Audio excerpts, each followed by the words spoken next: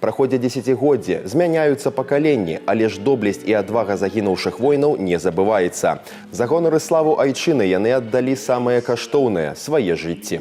Это святой для нас день, для города Гомеля. Мы вместе с нашей страной его очень серьезно подготовили. Каждый ветеран Великой Отечественной войны и приравненные к ним категории были обследованы, посещены.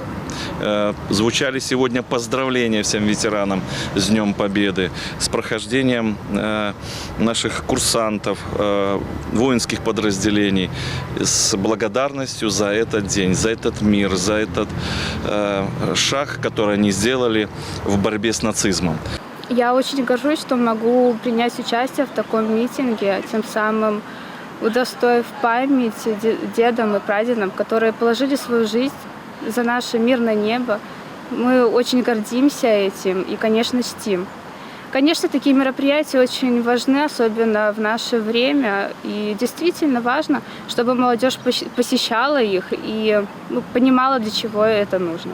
У ліку прысутных прадстаўнікі ўлады, воінскіх падраздзяленняў, працоўных калектываў, грамадскіх аб'яднанняў, моладзь. Усе прыйшлі аддаць даніну павагі героям, бо колькі б часу не прайшло, доблесць і адвага загінуўшых воінаў не цьмянее.